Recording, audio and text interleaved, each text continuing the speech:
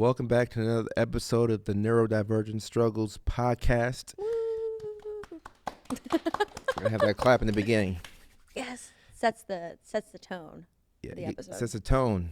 We have a very exciting topic today. We're talking about nervous system regulation, sex, and substances, and all things neurospicy. Yeah, Neurospicy. neurospicy. They call it in spicy for a ways. reason. Yeah. They call it spicy for a reason. There you go. What are your initial thoughts when you think about neurodivergent individuals using sex and substances to regulate their nervous system? Yeah. I mean, I relate heavily to that whole thing. That whole thing. I really hope my parents don't watch this episode. I don't want them to watch this. We're sending Mom, this one to if you're watching, your parents. No, Mom, if you're watching, please leave now. You'll be traumatized. Anyways, so yeah, I relate heavily. I think we touched on this a couple of episodes ago. Okay. But I definitely find myself, and there's been a lot of studies that have come out that neurodivergent people love to use substances to regulate yourself. Yep.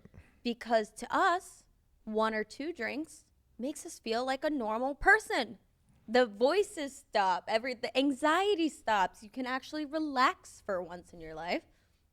And so the alcohol will calm you down. Substances, even stimulants like Adderall, but getting even harder into cocaine and things like that, can level you out.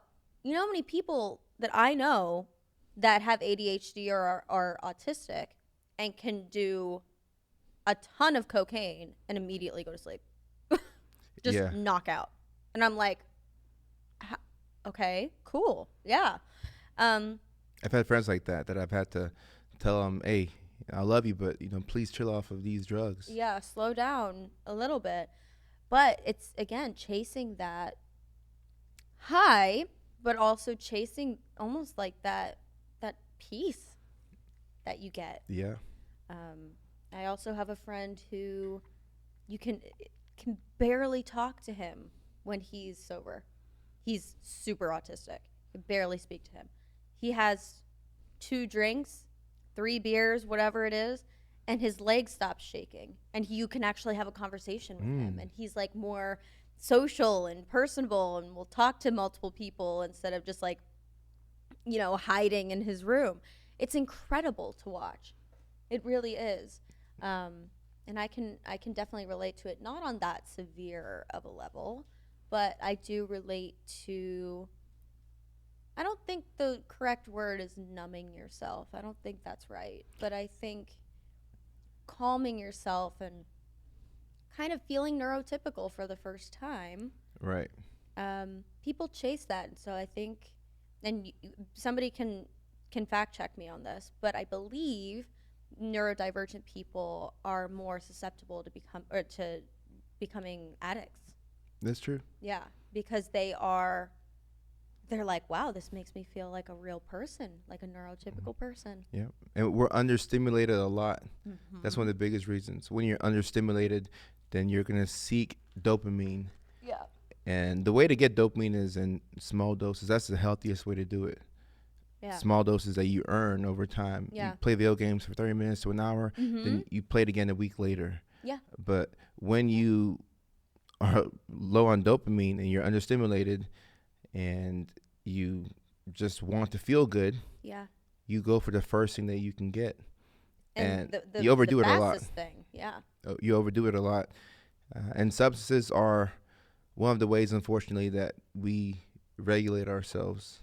Even with THC, for neurodivergent individuals, THC tends to bring you to a baseline. Yeah. And then you start to feel good. And then you're able to go out into social settings and not be so overly fixated on yourself. And you're not asking yourself if you're weird. You're actually able to talk to people. Yeah. But this can be a slippery slope. And I've even experienced this to where now you've developed a dependence on this thing and you need to go out.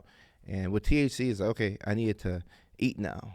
Yep. We got to smoke before we eat. We have to smoke before we go out. We have to smoke before. Sometimes we work. I have friends who they do manual labor, like those stack boxes and things like that. And they like to get a little high, a little lit before they go to work, Yeah. put in their headphones, and they knock out an 8-hour shift. Yeah. And they're actually able to talk to people, and they're not closed off. Mm-hmm. And I'm not saying that you should, smoke and go to work. Certainly, I can't do that. It's not something that I can do or do, but it's helpful to understand why people tend to do that. Yeah. No, absolutely. I mean, I'm not a big THC user. If anything, Yeah, I know that maybe a little gummy before I go to sleep. And I'm talking 2.5 milligrams, because if I do anything more than that, I'll be fighting demons on the couch for 3 hours. Okay, I get very paranoid. So I'm not so I can't really, I'm sure you can relate a lot more to that. Yeah, I can, unfortunately. Than me. My thing is, I don't think about alcohol or substances at all during the week. It's not on my mind at all. But I'll go out with my friends, and that first glass of wine feels, oh my God, I kind of feel normal. I'm starting to feel normal. Second one, okay, starting to feel even more normal. This is good. And so you keep going because you want to keep feeling normal. And then the next thing you know, you're drunk. And you're like, this isn't fun anymore. So it switches very quickly from, wow, I feel like a normal person, to you're drunk. So neurodivergent people have a hard time knowing when to stop. Yeah. When to stop drinking and when to say. Now, I've gotten better at it over the years, for sure. When I was living in New York, I mean, everything is at your disposal when it comes to drinking and partying, and everybody takes the train everywhere, so you don't have to worry about drinking and driving. That's not really an issue. Wow. And so you can stay out Good until point. 3, 4 o'clock in the morning, no problem, and not have to worry about, like, how am I going to get home? So you can always, take the trains everywhere. And so people party like no other in New York City. Wow. We're in Los Angeles. We're all worried about our cars. We don't want to spend money on Ubers because we already have a car payment. So why would we do that? So it's much easier to keep it controlled here. Wow. For me, at least. Not saying that I haven't gone out and went to parties and, stayed up super late with my friends. I definitely have done that. But your average day, you don't even think about it. And when you do go out with your friends, you're like, do I really want to spend the money on, especially because I live in the Valley, like if we want to go out to Hollywood, I'm like a $35 Uber one way. I'm not spending $70 on Ubers when I already have a car payment. It could easily be 50 to 60 just one way. Yeah, depending on where you're going. I mean, it's horrific. So it's definitely easier to keep it in check and be like, okay, I'll stick to 2 glasses of wine. That's how many glasses of wine I feel comfortable that I can drive on. But anything, I'm not going to go over that. So it's much easier here for me to control that. Now, in New York, it's a free-for-all. You made a good point when it comes to neurodivergent individuals not knowing when to stop. So you said that a couple of drinks makes you feel good, but then when you get drunk, you don't like that. Yeah. Oh, yeah, no. So, what does a couple of drinks do for your autism, and why is it so bad when you get drunk? That switch, I think, I mean, like I've said before, the first couple of drinks make me feel like a normal person. So you start chasing that feeling, oh, maybe I can feel better. Maybe after 3 drinks, I start to get that little tipsy that everybody kind of likes. You start saying, like, everything's funnier. That part I really enjoy.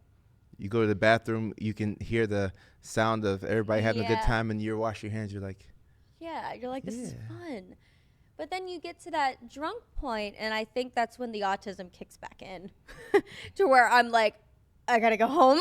It's like I start to get, like, antsy, and I'm like everything that it has to do with being social, I'm just like, I'm so overstimulated right now. I don't want to talk. I don't want to meet new people. I just want to go home. I want to go be quiet in my room with the lights off and just, veg out for a little bit.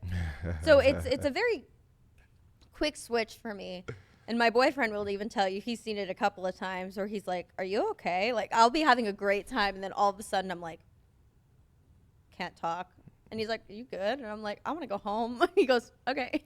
So, because he also is probably on the neurospicy side as well. And so he understands. But yeah, learning when to stop, I think, is the key factor. Yeah, That's it's the hard. important thing. And that's why I think that's one of the reasons why neurodivergent people are more prone to addiction, because stopping is hard. In fact, starting is hard. Starting anything is hard, but then stopping a thing is equally as hard. That's why we tend to hyperfixate. We can do things in binges, but the day-to-day consistency is very difficult. To wake up in the morning, no telling how you're going to feel. Right. You make a plan the night before, and then you wake up in the morning, you're like, I'm not the same. I'm not the same person. Yeah. You at night is different from the person in the morning. Oh, 100%. The plan you make at night is not the one you want to follow in the morning. You want to follow your mood, and you don't feel like doing anything today. You feel like just drinking, or like we go out, or it's very difficult to stop. And there's a delay in between tasks for us. So if you have to do laundry, then you have to go pick up the kids from school. In between those two things, it'll take us longer than it would a neurotypical person. So starting is hard. Transitioning from point A to point B is hard. Yeah. And then stopping could be the hardest one. Yeah. Especially when it comes to things that we do to regulate our nervous system with the substances. For sure. And even speaking about sex. Yeah, let's get into this. This is interesting. Yeah. I mean, for myself, I feel like... Tell us, Kojo. Tell us all about your sex life. You're like, I want the tea. I want the tea. I remember I made a joke one time. I was giving a keynote speech in Anaheim about a year and a half ago. And I said that I realized that a lot of times in my life when I was horny, I actually just needed a hug. Oh my God, yeah. Yeah. But I didn't know how to regulate myself, and I didn't know what was going on. So I just wanted sex. You thought that was the solution. Right. No, but it was a solution because it did help me regulate myself. You just wanted to be touched. I think you don't. You just want the physical connection and something else. But yeah. What is that thing, Kojo? What's the other thing?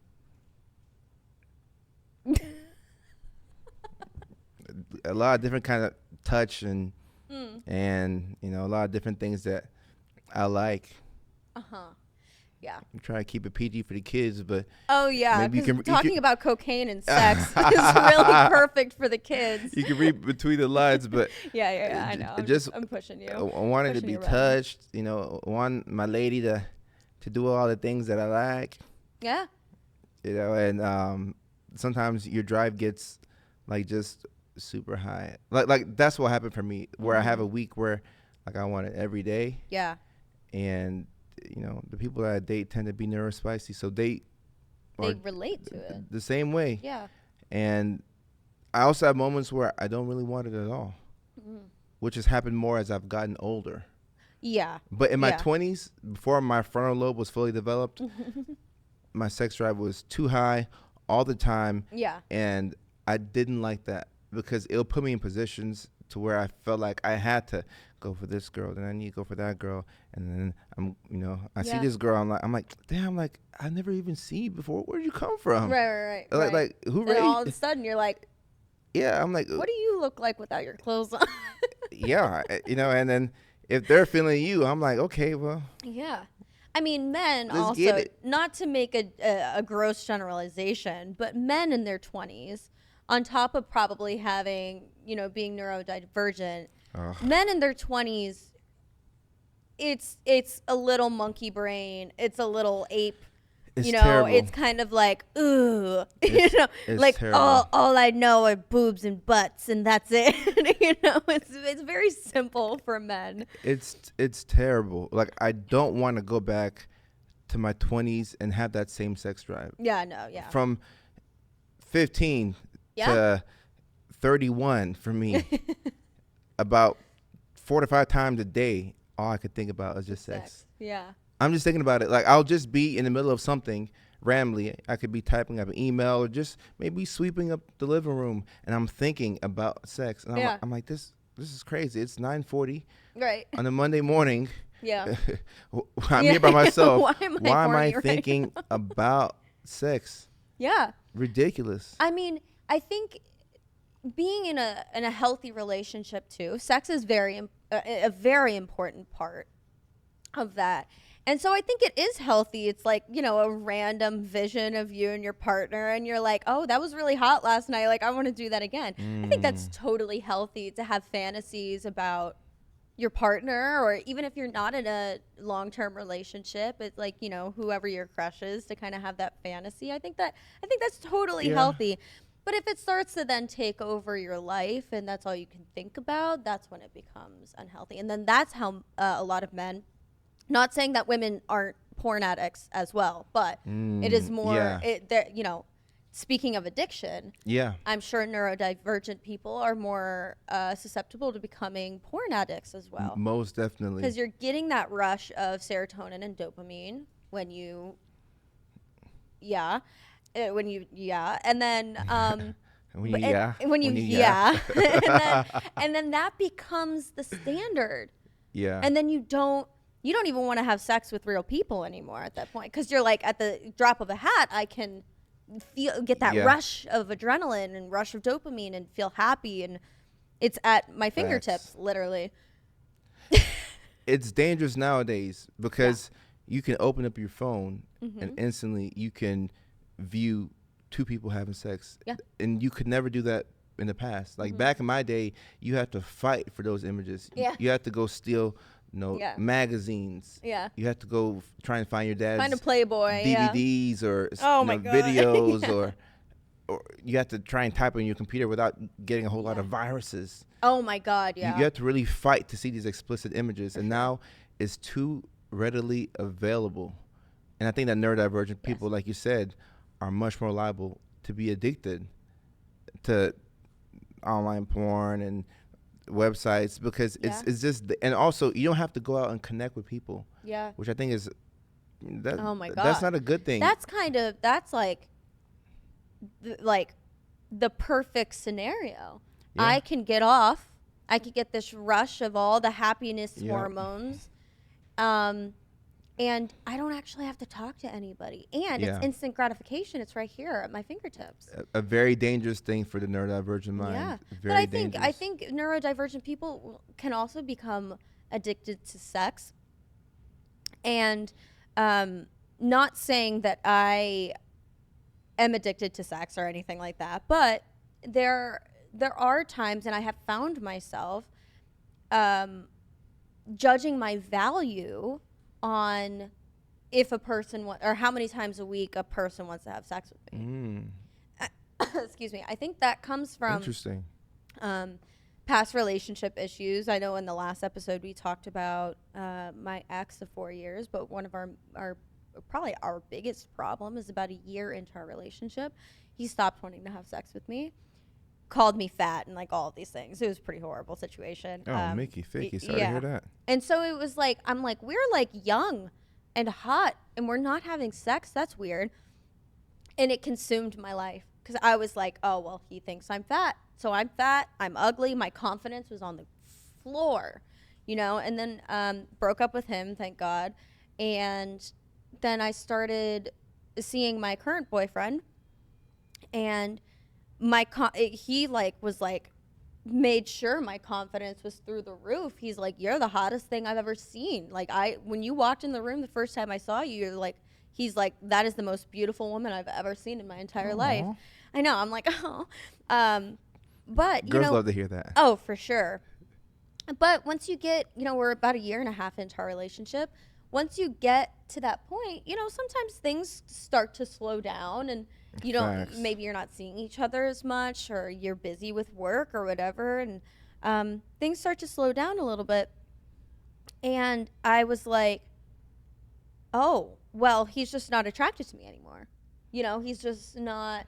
And not saying that we don't have a great sex life. We have a great sex life. But it's, if it even slightly dips down and we're having sex 3 times a week instead of 4 times a week, I'm like, so in my head, I'm like, oh my God, like, he doesn't find me attractive anymore. And I'm like worrying about all this stuff. In reality, it's just we've been together for a year and a half. and we're both so busy and work and like all, all of these things that can affect your sex life. But you start to, and I think a lot of neurodivergent people can relate to this, is that if getting rejected, not rejected, Yeah. like my boyfriend's not rejecting me. It's not like I'm asking him to have sex with me all the time and he's like, no, ew. But that it does kind of feel like rejection if your sex life kind of lowers a little bit. And then you're like, oh well, it's because of this, like I'm fat or I'm ugly or I'm and then the self-confidence dips down. Yeah. And so then you start trying to find again that rush of dopamine or serotonin and other things as well. Yeah, that rejection sensitivity that neurodivergent individuals have, it hits hard. And whatever you perceive it to be is what you think the thing actually is. Yeah. Whether you think that your boyfriend doesn't love you anymore because one day he was too tired or maybe he wasn't there, you actually believe that rejection is real, and it stops you from having a conversation that you need to have, or it stops you from putting yourself out there. Yeah.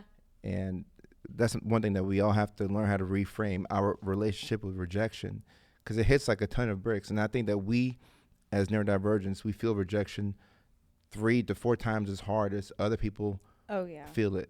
So, and if I'm with somebody and for some reason they don't want to have sex, I'll feel it. Yeah. Like I'll do this thing where, I'm talking to my lady, whoever I'm dating at the time. I say, "Oh, give me like 10 minutes and I'll come to bed." Yeah. And then 10 turns into 30. Yeah. Which turns into like an hour and a half. Yeah. And then I finally come to bed. And then when I get in bed and she's like, "I'm too tired. You missed your window." Right. I'm like, no. What you mean? And I take that as rejection. Yeah. I'm like, okay, all right, fine, cool. Yeah. And sometimes they'll put me in a bad mood. Yeah. And the next morning I'll realize how ridiculous it was. I'm like, oh, I really got upset when she told me that she was going to sleep. Right. And I stay on the computer. I was doing my work. Right. And I come an hour and a half later. Yeah. Now it's 12:15 a.m. and it was already late to begin with. Right. And she has to get sleep for work in the morning, and I'm upset because she wasn't in the mood. Right. I really have to like ground myself and say, "Kojo, all right. That was your fault." Yeah. You did that to yourself. Yeah. It was my fault. I missed. There's a window. Yeah. I'm sure it's different with everyone, but there's a window. If you don't get it at the time, you missed it. Yeah. No, absolutely. Yeah. I mean, it's I think a super, super important part of every relationship, even if it's just like a situationship. Your sex life is very important. Situationship. Yeah, even if it's just a situationship or a fling or, whatever it is, it's still really important. But I think to neurodivergent people, you start to crave that not only the dopamine, but you start to crave that attention and that affection from somebody. Where if they don't want to do it with you at that one moment because you took too long on the computer, then you're like, oh, they hate me. They hate me and they want to break up with me. And you start to get in your own head about everything. I'm becoming much more level-headed about these things, especially going through what I went through with my ex-boyfriend and kind of like my value is equal to the amount of times my boyfriend wants to have sex with me that week. Getting past that and like growing as a person and regaining that confidence. It's taken a lot of time, but I'm getting to a better place. When you mention that story, it makes me think about how when you have ADHD, sometimes or a lot of times you get bored. We get bored of things. Yeah. And sometimes we get bored of people. And it's, I don't want to say a negative trait, but it's something that comes with having ADHD. You need novelty. You need new things. Yeah. And sometimes you get bored of having sex with the same person. Yep. It doesn't mean that you have to become polyamorous or open up the Yeah. relationship, but maybe you have to go have sex in a different location. Maybe y'all should actually travel a Oh little my God, road yeah. trip, or Oh my God, just do yeah. something. But if you're at home, Hotel sex? Are you kidding? That's like the start of a fresh relationship. yeah, Like, if you you can't, you have to switch it up, Oh, 100%. because you'll get bored. You'll really Yeah. get bored of a person. Yeah. And as a man, I'm just being honest, being with one woman Mm-hmm. for an extended period of time or the rest of your life, Mm-hmm. you have to find some ways, especially having ADHD, to switch it up. Yeah. You have to do something different, because Role play. role play, pretend to be my ex or something, or Oh! I don't know, like something. Oh no, my dirty Uggs are in the shed. It's- Oh, Kojo. it's something, like pretend to be, my actual love. In your 30s, you're not meeting the love of your life. Kojo. That was 7 years ago, That's crazy. and I'm still chasing that ghost. Oh my God. Okay. Pretend to be her. Oh my God, this episode went so downhill so fast. Like, Oh my God, switch it up. Switch it up. Kill myself. Switch it up, because this is why Oh, I believe a lot of people with ADHD yeah. cheat, because Yes, they're looking yes. for something else. Uh-huh. And it doesn't mean that you're a bad person. You No. did a bad thing, because cheating is dishonesty. After somebody cheats, how can you trust a person again? No, you can't. It becomes Yeah. very difficult to trust anything that they say. Then you question everything from the past Yeah. because they cheated. But sometimes cheating happens because you're just bored. Mm-hmm. A lot of the dumb things that I've done in my life, I was just bored Yeah. Yeah. No, I and had I too much free time. totally see that. It's like you're searching for the next. It's like people with who are addicted to drugs. It's like, you get that high the first time you do ecstasy, and then you're searching that high, but maybe even a little bit better. And so people get into harder things like that aren't just party drugs, and now they're getting into like crazy heroin, And so Oh, that's how Lord. you're like, I'm just saying, like that's you're searching for the next High. best thing, or Yeah. that's like slightly different, that's gonna get you that high, or something even a little bit better, just to make yourself less bored, like you said. Yeah, and learning about nervous system regulation, I think, has been really cool. And as I teach people about it, like I'm reminded of the fact that when you're out of whack or dysregulated, you'll want to use things that feel good to regulate you. And a lot of times it's sex. Mm-hmm. Because what better way can you validate yourself that you're somebody who's, worth being wanted, and you get to feel good all in one. Oh, So it's you use a it to regulate beautiful yourself. package of feelings, especially when you have sex with somebody that you genuinely love. That's like such a beautiful thing, right? Having that connection, all of those happiness hormones. I mean, and it goes into even like wanting to have kids and stuff like that. It's like that's like I get that feeling from time to time. yeah, that's like how our bodies are genetically like made. It's like Yeah. it's like sex was created for baby making. And so like you start, Yeah. I didn't want to have kids with my ex. I was like, absolutely not. Like, ugh, that's so, like the idea of having And now kids. you want to have kids. And now I'm like, I'll take my IUD out right now. Like we can get this ball rolling now. Of course we're not going to do that. But yeah, I mean that gets into even that connection, just like chasing that deeper connection with somebody. I think that can be healthy. I think there are ways to do that in a healthy way, but I can see how it can get out of hand. Yeah, because at least for the ADHD side of things, ADHD makes sex feel like it's way more important than it actually is. Like it's not the most important thing in the world, but when you're in that, horn dog mode, that's all you can think about. And you can't unthink it or think about something else until you have sex. Yeah. Do you think men and women? I know the answer. Answer to is this yes. question. Yeah. Nah, I'm kidding. Go ahead. Like no. I mean, do you think men and women genuinely are genetically made to think about sex in a different way. Like men think about the act almost like a just animalistic act of just like, okay, like I want to, Yeah. where women are really searching for that connection and like that like beautiful moment that you can have. Not saying that women don't want to fuck just because they're horny. Right. Like, of course we do. But like, I think it's still women are kind of still chasing that connection They are. through the act of having sex. Where I think a lot of men, when they get horny, they're just like tunnel vision. Like, I want to put my dick in something, Yeah. No, I think as guys, we're able to compartmentalize better Mm-hmm. and understand that sex is something that we do to, help ourselves feel better. But it becomes so important to us to where it can be like the thing that we think about all the time.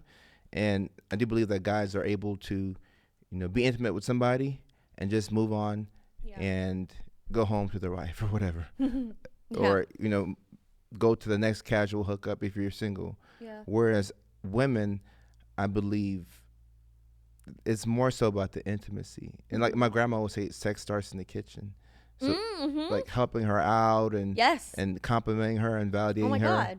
But at the same time, I've seen a lot of women nowadays who can compartmentalize, and For sure. they can, hook up with this person and hook up with that person, and they're not falling in love.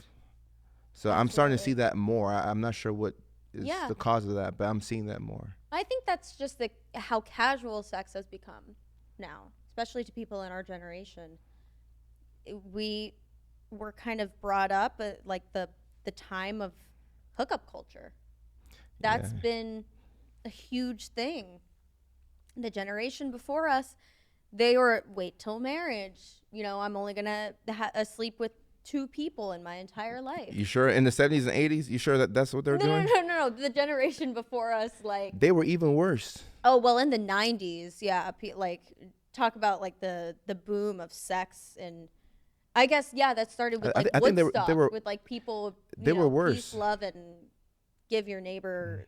Never mind. I think in the late 80s to early 90s, that's when people were the most conservative because they were afraid of AIDS. Right, yeah. So people had a limited understanding of AIDS, and even when Magic Johnson was diagnosed, people really thought that he was gonna die. Yeah. And as he kept living, people were like, "Oh, you can live with HIV, you can live with AIDS," and like it's not in in 2026, HIV is not a death sentence It's anymore. not a death. Yeah, absolutely. But back in the late 80s and the early 90s, people were legitimately afraid that you could die from this. And a lot of people were dying, especially in New York City. No, true. A lot of people were dying before medicine evolved. Yes. But I think people were more conservative sexually then. Yeah. But before that, like I think today we're much more conservative. Like 1 in 3 men in the past year have not had any type of sexual Really? relations. Yeah. This generation is having less sex than any generation before. We got to get that number up, guys. Yeah. But a lot of this has to do with the economy and yes, current the economy events. does have an effect on people's sexual lives, which is and crazy. women having more options than men. Yeah. So I think you're starting to see a lot of guys that they call incels. Yes. Involuntarily celibate because they've told themselves that they're not worthy of anybody touching them or hooking up with them, and it's a sad thing. Now, but do you it think happens. that being an incel is connected to, or you're more likely to be neurodivergent? Do you think like some people, do you think a lot of these incels may be on the spectrum? Maybe they have autism and they can't regulate their feelings, and so they're like, oh well, women don't love me, and so screw them, and I think of you as less than because you don't love me. There's definitely a link, I think, between people being involuntarily celibate and neurodivergence. Now, I don't want to say it's a correlation equals not. causation, but when you isolate yourself, and you don't put yourself out there to connect with people, or you have a difficult relationship with rejection, as a lot of neurodivergents do, if you get a couple of rejections and you take it so personally to where you think that you're unlovable and you retreat into this isolation where it's just you by yourself and you're playing a lot of video games or you're just not going out, then you can look up and before you know it, it's been months or years since you've connected with somebody on a sexual level or even on an intimate level where you're getting to know somebody. Yeah. But then again, I think a lot of people are involuntarily celibate just because of other reasons. Like they just didn't put themselves out there, or maybe they had how they were raised. One traumatic situation, or somebody broke up with them and they, that's the girl or the guy got yeah. with somebody else, and now you haven't found the tools to get past that. Yeah. But we're seeing a lot more people who are involuntarily celibate nowadays. Yeah. And not saying that all neurodivergent people are incels and not all incels are neurodivergent. Right. I'm not saying that. I'm just saying there might be a connection there, possibly. It's very interesting. With neurodivergence, with ADHD and autism, that sexual spectrum, you can either want it a lot or you can not want it at all. Yeah. I find that it's difficult to be in the middle where it's like a healthy balance, if that exists. Yeah.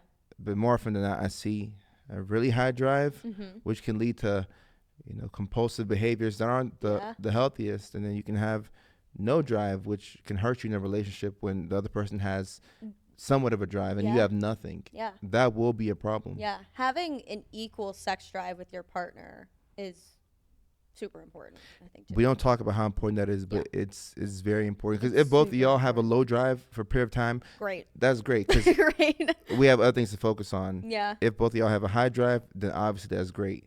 And if it's in the middle, great. But if one person's higher than the other, one person's like much lower than the other, that makes for an interesting dynamic I think that's where people start to, when that happens for too long, that's when people start to entertain the idea of, are we going to break up, or are we going to open this relationship? Like, what are we going to do? Or am I going to go out and cheat? Like, Yeah. Yeah. Yeah. I don't think that's talked about enough, definitely. I don't think people, if you're talking about, oh, well, yeah, I got cheated on, or I cheated on my partner, but, he wasn't having sex with me. And it was a couple of years, and it was like every once in a while we would have sex. And it's like, that doesn't, like, that you're still a cheater. That makes you bad. You should just break up with that person. Yeah. Just break up with them. But like craving that connection and that touch and that thing, like, sex is really important. And so, not saying that I think you should go out and cheat on your partners if you're not having sex enough. Not saying that at all. But I see how people can get to that point. Yeah. And I think having these discussions is healthy, and people should have these discussions in a relationship, because if you make it a taboo thing to talk about it and you're having sex, and then maybe your drive is higher than the other person, or vice versa, it can lead to cheating. And when you talk about neurodivergence and risky behaviors, you see that a lot. When we're understimulated, we tend to take chances. Yeah. And this is when you're out there trying more substances than you normally would. Yeah. This is when you're out there hooking up with people that you may not have wanted to hook up with, but you're just chasing and craving a feeling. Yep. And I could look back at my life and in my 20s, I'm like, wow, did I really want to be with her and then her, or like, what was going on? Like, I'm connecting the dots now, and I'm like, wow, ADHD made sex feel like it was so urgent, like I had to have it. I had to go to great lengths just to get it. Like, I needed it in that moment. Like, I need it now. Like, when can I see you? Right. ASAP. The you up text at 2:00 in the morning. Right. Or you fall asleep and you check your phone and you see that you got like a, what are you doing text at 1:25 a.m. I'm like, no, I missed it again. No, I missed it. My goodness. I think that's why, this all goes back to being in healthy relationships and being open and honest about your feelings, and communication is such an important, like, I know everybody says, and it's so cheesy, communication is key, but it really is. Especially when it comes to sex in your relationships, when it comes to kind of neurodivergent people wanting to have that your brain tickled in that way of like doing something a little like crazy, or Yeah. being open and honest about that, but mainly about the sex thing. If you sit down with your partner and you say, hey, I know my sex drive has been low recently. That's normal. People's sex drives tend to fluctuate. That's totally fine. But sitting your partner down and saying, okay, what can we do to fix this? Or to hold you over until my sex drive returns. Right. Or, can we look into supplements? And we don't know if those supplements actually work, but like, can we look into supplements that are known to increase sex drive? Like, sitting down with your partner and having those conversations is going to lessen the chance of the cheating and the stuff that's just going to ruin your relationship. The important part of a relationship is communicating and trying to figure out your problems, instead of just like keeping everything super down low and smushed. For sure. To where you start freaking yourself out about everything, and then the next thing you know, your relationship explodes. And I mean, my last talking point on this is I feel like a lot of people who have undiagnosed autism or ADHD don't know that they're dysregulated. And then they start to use substances. They start to use sex as a way to regulate themselves. Yeah. So now maybe this person may have stepped out. I'm not condoning it. Or maybe they're single and they're talking to like a couple of different people and they're hooking up left or right. And, you're wondering, you're looking at this person and you're wondering, okay, why are they doing this? Like, are they a bad person? Do they lack character? And most times they just don't understand what's going on. Yeah. And for me, connecting the dots has helped me, be easier on myself. Yeah. And I've understood my past actions much better. And, as I become a parent one day, I'll know how to parent my kids. Oh, yeah. Because for, my parents, they had a rule where teenagers couldn't be left alone. And, I mean, I needed that rule for sure. You should not have left me in the room with another girl. Yeah. Oh, and my I'm gosh. 15, no. 16. Oh, God, no. Like I'll be looking at her like, I'm like, you want to try something real quick? I'm like, I don't know what I should do, but I think I should do something. Like, so I think it's important to, have some compassion for the undiagnosed neurodivergent who could be self-sabotaging. Oh, yeah. And using substances and sex and, different things to help themselves feel better, but they don't know why they're doing this. Yeah. Yeah, absolutely. I think that wraps up everything in a nice little box with a bow to say, I'm gonna send you your questions. If you can afford it, go to therapy, talk to a psychiatrist. If you have an inkling that you're a neurodivergent or neurospicy, as we like to say, go get diagnosed. Go talk to somebody about this. It really opens up your eyes on how you need to look at the world. And you can say to yourself, okay, maybe I need to stay away from substances because I'm more likely to be addicted to them. Maybe I need to regulate having sex and not, go crazy, or porn, or, whatever it is. I think getting diagnosed, there's so much value in it. Yeah, because you have that understanding of yourself. Absolutely. Yeah. And I just remembered to send you the text post and the question. Cool. Let's do it. I sent it a little later, but we got it in. You are terrible. Horrible. Okay. The worst. The worst. Okay. From Facebook. The neurodivergent realization that you were overlooked because you're smart and everyone assumed you didn't need help. Kojo? This was my entire life. It struck a nerve. My entire life. Oh, yeah. And why do you feel as if people, I mean, this is before you had the diagnosis of autism and ADHD, but why do you feel like people assumed that you didn't need the help? Because I was getting great grades. I was doing well in school. So I was overlooked. I thankfully got the good type of autism to where I was like a kind of a photographic memory There's situation. a bad type? I'm messing No, with you. yes, there is a bad type. No. But the good, or the productive type of autism where I have a really good memory and things like that. And so I didn't have to apply myself in school at all. And I would get really good grades no matter what. And I probably could have used, if I was medicated or if I was in therapy or, anything like that, I feel like I could have been a doctor or, a lawyer, if I just applied myself. But I didn't. Even when I got to college, I went to NYU. I graduated from NYU barely trying because I didn't Wow. need to. And so it's like I just got overlooked. And there was also my sister kind of had the more difficult, or we think she is not diagnosed, but we think she had the more difficult or challenging version of autism, to where she couldn't, or maybe it was ADHD, to where she couldn't sit still, she couldn't focus, she was really bad at test taking because she got so anxious about it.